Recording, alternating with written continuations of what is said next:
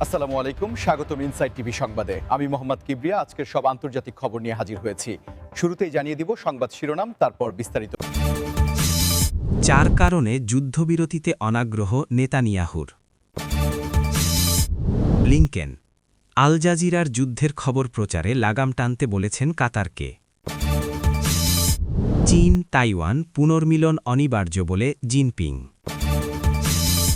পরমাণু চুক্তি লঙ্ঘন করছে যুক্তরাষ্ট্র, আইএই এর কাছে অভিযোগ ইরানের। গাজা যুদ্ধ শেষ হয়েছে, ট্রাম্প জিম্মিদের মুক্তির অপেক্ষায় ইসরায়েল।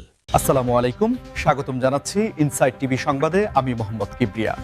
এতক্ষণ শুনছিলেন সংবাদ শিরোনাম, এবার বিস্তারিত। ইসরায়েলের প্রধানমন্ত্রী বেনিয়ামিন নেতানিয়াহু কেন যুদ্ধবিরতির প্রস্তাবে বারবার অনাগ্রহ দেখাচ্ছেন তা নিয়ে বিশ্বজুড়ে চলছে নানা বিশ্লেষণ, এবং বর্তমানে রাজনৈতিক অঙ্গনে এই বিষয়টি বেশ আলোচনার জন্ম দিয়েছে। মূলত 4টি প্রধান কারণকে সামনে রেখে বিশেষজ্ঞরা বলছেন যে নেতানিয়াহু এই মুহূর্তে যুদ্ধ থামানোর চেয়ে যুদ্ধ চালিয়ে যাওয়াকেই নিজের রাজনীতির জন্য বেশি নিরাপদ মনে করছেন। প্রথমত, তার সরকারের স্থায়িত্ব নির্ভর করছে উগ্র ডানপন্থী জোটসঙ্গীদের ওপর, যারা কোনোভাবেই যুদ্ধবিরতি মেনে নিতে রাজি নয়, এবং তারা পরিষ্কার জানিয়ে দিয়েছে যে যুদ্ধ থামলে তারা সরকার থেকে সমর্থন প্রত্যাহার করে নেবে, যা নেতানিয়াহুর প্রধানমন্ত্রিত্বকে হুমকির মুখে ফেলবে। দ্বিতীয়ত, তার বিরুদ্ধে চলা দুর্নীতির মামলাগুলো থেকে বাঁচতে তিনি এই যুদ্ধ পরিস্থিতিকে একটি ঢাল হিসেবে ব্যবহার করছেন বলে অনেকের ধারণা, কারণ যুদ্ধের সময় অভ্যন্তরীণ রাজনীতিতে সাধারণত বড় কোনো পরিবর্তন বা আইনি প্রক্রিয়ার গতি কমে যায়। তৃতীয় কারণ হিসেবে দেখা হচ্ছে তার সামরিক লক্ষ্য অর্জন, অর্থাৎ হামাসকে পুরোপুরি নির্মূল করার যে প্রতিশ্রুতি তিনি জনগণকে দিয়েছেন তা এখনও পূর্ণ হয়নি, এবং কোনো ফলাফল ছাড়া যুদ্ধ থামালে তা তার রাজনৈতিক ক্যারিয়ারের জন্য বড় পরাজয় হিসেবে গণ্য হবে। চতুর্থত, নেতানিয়াহু হয়তো মনে করছেন যে যুদ্ধ দীর্ঘায়িত হলে তিনি আন্তর্জাতিক অঙ্গনে নিজের অবস্থান আরও শক্ত করতে পারবেন, অথবা এমন কোনো বড় সাফল্য পাবেন যা তাকে ইতিহাসে অমর করে রাখবে। দর্শক, আপনাদের কি মনে হয় নেতানিয়াহুর এই অবস্থান মধ্যপ্রাচ্যে দীর্ঘস্থায়ী শান্তির পথে বড় বাধা? আপনাদের মূল্যবান মতামত আমাদের কমেন্ট বক্সে জানাতে ভুলবেন না, এবং আমাদের এই বিশ্লেষণধর্মী আলোচনাটি ভালো লাগলে একটি লাইক দিয়ে চ্যানেলটি সাবস্ক্রাইব করে রাখুন। আন্তর্জাতিক রাজনীতির এই জটিল খেলায় সাধারণ মানুষের জীবন যেভাবে বিপন্ন হচ্ছে তা সত্যিই উদ্বেগের, এবং আমরা দেখছি কিভাবে ব্যক্তিগত রাজনৈতিক স্বার্থ অনেক সময় মানবিক সংকটের চেয়ে বড় হয়ে দাঁড়ায়। এই বিষয়গুলো নিয়ে আরও বিস্তারিত জানতে আমাদের সাথেই থাকুন, কারণ আমরা নিয়মিত আপনাদের জন্য এমন গভীর বিশ্লেষণ নিয়ে আসি যা মূলধারার সংবাদে অনেক সময় এড়িয়ে যাওয়া হয়। মার্কিন পররাষ্ট্রমন্ত্রী অ্যান্টনি ব্লিংকেন কাতার সফরের সময় আল জাজিরা টেলিভিশনের সংবাদের ধরন এবং বিশেষ করে গাজা যুদ্ধের কভারেজ নিয়ে এক ধরনের লাগাম টানার অনুরোধ করেছেন বলে খবর পাওয়া যাচ্ছে, যা সংবাদপত্রের স্বাধীনতা নিয়ে নতুন করে বিতর্কের সৃষ্টি করেছে।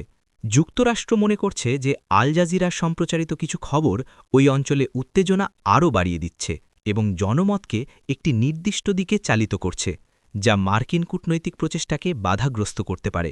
কাতার এই সংবাদ মাধ্যমটির অর্থায়ন করে থাকে, এবং ব্লিংকেন কাতারের আমির ও কর্মকর্তাদের সাথে বৈঠকে এই বিষয়টি উত্থাপন করেছেন বলে বিভিন্ন আন্তর্জাতিক গণমাধ্যম দাবি করছে।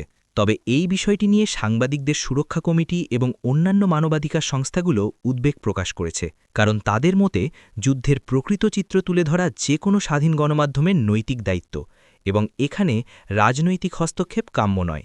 কাতার অবশ্য সবসময়ই বলে এসেছে যে তারা আল জাজিরার সম্পাদকীয় স্বাধীনতায় হস্তক্ষেপ করে না, এবং এটি একটি স্বাধীন প্রতিষ্ঠান হিসেবেই কাজ করে। ব্লিংকেনের এই অনুরোধ এমন এক সময়ে এলো যখন মধ্যপ্রাচ্যে শান্তি ফেরাতে কাতার একটি গুরুত্বপূর্ণ মধ্যস্থতাকারী হিসেবে কাজ করছে, এবং আল জাজিরার খবর সারা বিশ্বের মানুষের কাছে গাজা পরিস্থিতির একটি ভিন্ন দিক তুলে ধরছে। আপনারা যারা নিয়মিত বিশ্ব সংবাদ অনুসরণ করেন তারা জানেন যে আল জাজিরা শুরু থেকেই এই যুদ্ধের প্রতি মুহূর্তের খবর প্রচার করে আসছে, যা অনেক সময় পশ্চিমা মিডিয়াতে দেখা যায় না। এই ধরনের সেন্সরশিপ বা নিয়ন্ত্রণের চেষ্টা কি সাংবাদিকতার জন্য হুমকি নয়? আপনারা যদি মনে করেন তথ্যের অবাধ প্রবাহ বজায় থাকা উচিত, তবে এই ভিডিওটি শেয়ার করে অন্যদের দেখার সুযোগ করে দিন, এবং এই ইস্যুতে আপনার অবস্থান আমাদের কমেন্টে জানান। আমরা দেখছি যে আধুনিক যুদ্ধে এখন শুধু অস্ত্র নয়, তথ্যের লড়াইও সমানভাবে গুরুত্বপূর্ণ হয়ে উঠেছে, এবং শক্তিশালী দেশগুলো সবসময়ই চায় ন্যারেটিভ বা প্রচারকে নিজেদের নিয়ন্ত্রণে রাখতে।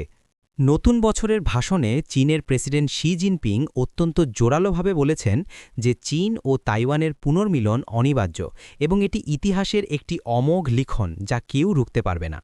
জিনপিংয়ের এই বক্তব্য তাইওয়ান প্রণালীতে নতুন করে উত্তেজনার পারদ জড়িয়েছে, কারণ তাইওয়ান নিজেকে একটি স্বাধীন ও সার্বভৌম রাষ্ট্র হিসেবে মনে করে এবং তাদের নিজস্ব গণতান্ত্রিক সরকার ব্যবস্থা রয়েছে। চীন বরাবরই তাইওয়ানকে তাদের একটি অবিচ্ছেদ্য অংশ হিসেবে দাবি করে আসছে এবং প্রয়োজনে সামরিক শক্তি ব্যবহার করে হলেও দ্বীপটিকে মূল ভূখণ্ডের সাথে যুক্ত করার হুমকি দিয়ে রেখেছে। জিনপিং তার বক্তব্যে তাইওয়ানের জনগণকে চীনের মহান পুনর্জাগরণের অংশ হওয়ার আহ্বান জানিয়েছেন এবং বলেছেন যে দুই তীরের মানুষের রক্ত ও সংস্কৃতির বন্ধন অবিচ্ছেদ্য। এদিকে তাইওয়ান সরকার এই বক্তব্যের কড়া প্রতিবাদ জানিয়ে বলেছে যে তাদের ভবিষ্যৎ কেবল তাইওয়ানের জনগণে নির্ধারণ করবে এবং কোনো ধরনের চাপের মুখে তারা নতি স্বীকার করবে না। যুক্তরাষ্ট্র এই পরিস্থিতিতে সতর্ক অবস্থানে রয়েছে এবং তারা তাইওয়ানকে নিয়মিত সামরিক সহায়তা দিয়ে আসছে, যা বেইজিংকে আরও ক্ষুব্ধ করে তুলেছে। বিশেষজ্ঞরা মনে করছেন যে আগামী কয়েক বছর এশিয়া প্যাসিফিক অঞ্চলের রাজনীতির জন্য অত্যন্ত সংবেদনশীল হবে, কারণ চীনের সামরিক সক্ষমতা বৃদ্ধি এবং তাইওয়ানের স্বাধীনতার আকাঙ্ক্ষা একে অপরের মুখোমুখি দাঁড়িয়েছে। দর্শক, চীন তাইওয়ান এই দ্বন্দ্ব কি বিশ্ব অর্থনীতিতে কোনো বড় প্রভাব ফেলবে বলে আপনি মনে করেন? আপনাদের মতামত আমাদের জন্য খুব গুরুত্বপূর্ণ, তাই ঝটপট কমেন্ট করুন। এই ধরনের ভূ-রাজনৈতিক আপডেট সবার আগে পেতে আমাদের চ্যানেলের বেল আইকনটি প্রেস করে রাখুন, যাতে কোনো গুরুত্বপূর্ণ খবর মিস না হয়। আমরা জানি যে বর্তমান বিশ্বে চীন এবং তাইওয়ানের মধ্যকার যে কোনো সংঘর্ষ বিশ্বজুড়ে সেমিকন্ডাক্টর এবং প্রযুক্তি পণ্যের সরবরাহে বড় বিপর্যয় ডেকে আনতে পারে, যা প্রতিটি মানুষের জীবনে প্রভাব ফেলবে। ইরান সম্প্রতি আন্তর্জাতিক পরমাণু শক্তি সংস্থা বা IAEA-এর কাছে একটি আনুষ্ঠানিক অভিযোগ জমা দিয়েছে, যেখানে তারা দাবি করেছে যে যুক্তরাষ্ট্র পরমাণু চুক্তির শর্তাবলী বারবার লঙ্ঘন করছে এবং অবৈধ নিষেধাজ্ঞা আরোপের মাধ্যমে ইরানের অর্থনৈতিক অধিকার খর্ব করছে। ইরানের পররাষ্ট্র মন্ত্রণালয় থেকে বলা হয়েছে যে তারা 2015 সালের পরমাণু চুক্তির প্রতি প্রতিশ্রুতিবদ্ধ থাকলেও যুক্তরাষ্ট্র ডোনাল্ড ট্রাম্পের আমলে এই চুক্তি থেকে একতরফাভাবে বেরিয়ে গিয়ে বিশ্ব শান্তিকে হুমকির মুখে ফেলেছে। জো বাইডেন ক্ষমতায় আসার পর চুক্তিতে ফেরার কথা থাকলেও এখনও কার্যকর কোনো পদক্ষেপ নেওয়া হয়নি, বরং তেহরানের উপর নতুন নতুন বিধিনিষেধ আরোপ করা হচ্ছে, যা ইরানের মতে আন্তর্জাতিক আইনের পরিপন্থী। ইরান আরও অভিযোগ করেছে যে যুক্তরাষ্ট্র IAEA-কে রাজনৈতিকভাবে ব্যবহার করে ইরানের পারমাণবিক কর্মসূচি নিয়ে ভুল তথ্য ছড়াচ্ছে, অথচ ইরান বারবার দাবি করে আসছে তাদের এই কর্মসূচি সম্পূর্ণ শান্তিপূর্ণ এবং কেবল বিদ্যুৎ উৎপাদনের লক্ষ্যে। এই আইনি লড়াই এখন নতুন মোড় নিতে পারে, কারণ ইরান আন্তর্জাতিক আদালতের দ্বারস্থ হওয়ার হুমকিও দিয়েছে এবং তারা বলছে যে যুক্তরাষ্ট্র যদি তাদের আচরণ পরিবর্তন না করে তবে ইরানও চুক্তির বাকি শর্তগুলো মানতে বাধ্য থাকবে না। পরমাণু অস্ত্রের প্রসার রোধে এই চুক্তিটি ছিল অত্যন্ত গুরুত্বপূর্ণ একটি পদক্ষেপ, কিন্তু পরাশক্তিগুলোর রেষারেষিতে এটি এখন ধ্বংসের মুখে। আপনাদের কি মনে হয়, ইরানের এই অভিযোগগুলো কি যৌক্তিক, নাকি এটি কেবল কূটনৈতিক চাপ তৈরির কৌশল? আমাদের ভিডিওটি যদি আপনাদের কাছে তথ্যবহুল মনে হয় তবে একটি লাইক দিন এবং আমাদের কাজকে উৎসাহিত করতে সাবস্ক্রাইব করুন। আমরা প্রতিনিয়ত চেষ্টা করি আন্তর্জাতিক আইনের জটিল বিষয়গুলোকে সহজভাবে আপনাদের সামনে উপস্থাপন করতে, যাতে আপনারা বিশ্বের আসল পরিস্থিতি বুঝতে পারেন। ইরানের এই পদক্ষেপ হয়তো পরমাণু আলোচনার টেবিলে নতুন কোনো সমীকরণ তৈরি করতে পারে, যা ভবিষ্যতে তেলের বাজার এবং মধ্যপ্রাচ্যের স্থিতিশীলতাকে প্রভাবিত করবে। সাবেক মার্কিন প্রেসিডেন্ট ডোনাল্ড ট্রাম্প এক বিতর্কিত বিবৃতিতে দাবি করেছেন যে গাজা যুদ্ধ কার্যত শেষ হয়ে গেছে এবং এখন সবাই কেবল জিম্মিদের মুক্তির অপেক্ষা করছে। তিনি বর্তমান বাইডেন প্রশাসনের সমালোচনা করে বলেছেন যে তাদের দুর্বল নেতৃত্বের কারণেই এই যুদ্ধ এতদিন স্থায়ী হয়েছে এবং তিনি ক্ষমতায় থাকলে এই যুদ্ধ শুরুই হতে পারত না। ট্রাম্পের মতে ইসরায়েল যা করার তা করে ফেলেছে এবং এখন তাদের উচিত দ্রুত শান্তি প্রক্রিয়া সম্পন্ন করে জিম্মিদের ঘরে ফিরিয়ে আনা এবং ওই অঞ্চলের পুনর্গঠনে মনোযোগ দেওয়া। তবে তার এই বক্তব্যের সাথে বাস্তবের অনেক অমিল রয়েছে, কারণ এখনও গাজায় সংঘাত চলছে এবং মানবিক সংকট চরমে পৌঁছেছে।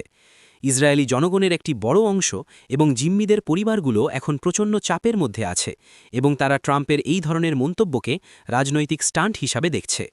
ট্রাম্প ইঙ্গিত দিয়েছেন যে তিনি যদি আবার নির্বাচিত হন তবে তিনি খুব দ্রুত এই সমস্যার সমাধান করবেন এবং ইসরায়েলের সাথে আমেরিকার সম্পর্ককে আরও মজবুত করবেন।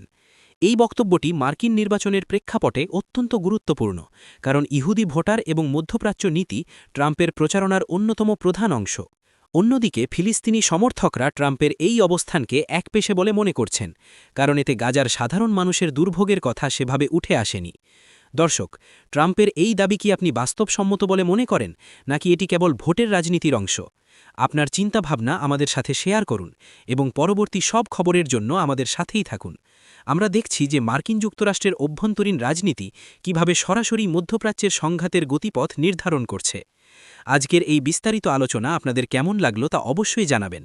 আমাদের আজকের প্রতিবেদনটি এখানেই শেষ করছি। সম্পূর্ণ ভিডিওটি দেখার জন্য আপনাদের অসংখ্য ধন্যবাদ। আমাদের চ্যানেলের সাথেই থাকুন, নিয়মিত আপডেট পেতে সাবস্ক্রাইব করুন এবং ভালো লাগলে বন্ধুদের সাথে শেয়ার করুন। দেখা হবে পরবর্তী ভিডিওতে। ততক্ষণ ভালো থাকুন, সুস্থ থাকুন।